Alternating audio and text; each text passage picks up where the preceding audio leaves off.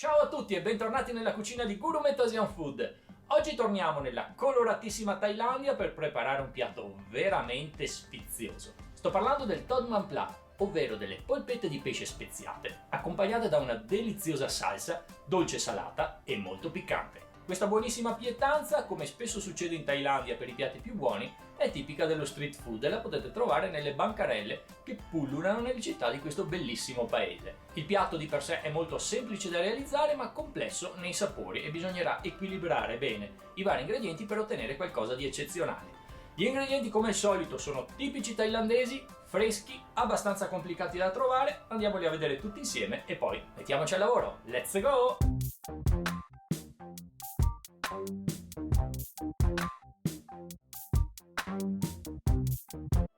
Ed ecco tutti gli ingredienti che compongono la ricetta di oggi. Per 16 Tod Man Pla avremo bisogno di 350 g di polpa di pengasio a cubetti, 60 g di pasta di curry rosso o massaman, 100 g di fagiolini verdi, 20 g di basilico thai, 6 foglie di kumbawa, un tuorlo, un cucchiaio di zucchero di canna, un cucchiaio di salsa di pesce, una puntina di bicarbonato di sodio e mezzo bicchiere di olio di semi. Per la salsa d'accompagnamento avremo bisogno di 3 spicchi d'aglio, un peperoncino rosso dolce, 4 peperoncini rossi piccanti, 100 g di zucchero di canna, mezzo cucchiaino di sale fino, 80 ml di aceto di riso, 3 cucchiai di acqua, un pezzo di cetriolo, 2 piccoli scalogni, un po' di coriandolo e 40 g di arachidi.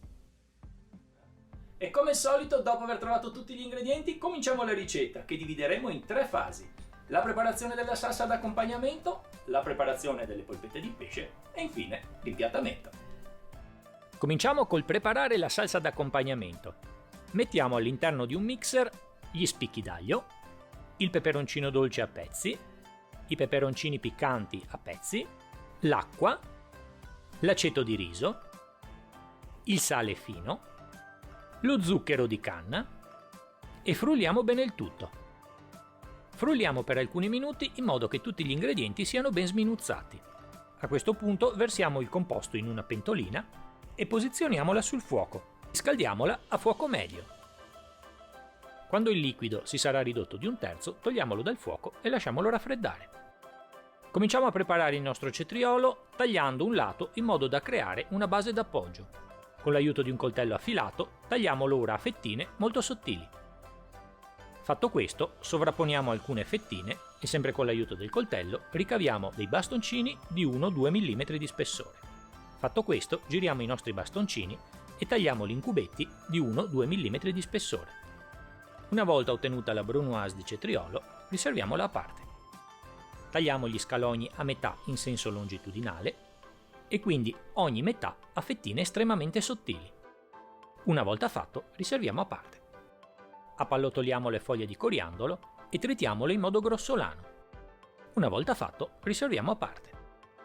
Per finire tritiamo le arachidi. Procediamo lentamente in modo da ottenere una grana molto fine. Fatto questo, riserviamo a parte.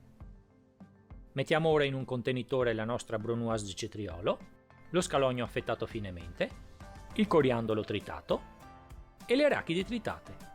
Aggiungiamo quindi la salsa raffreddata. Mescoliamo bene in modo da amalgamare tutti gli ingredienti, copriamo con una pellicola alimentare e lasciamo riposare in frigo per almeno mezz'ora.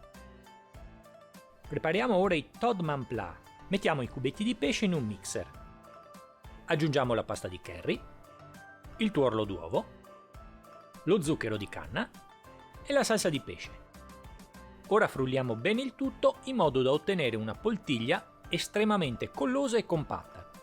Fatto questo, aggiungiamo il bicarbonato di sodio e frulliamo ancora per qualche minuto.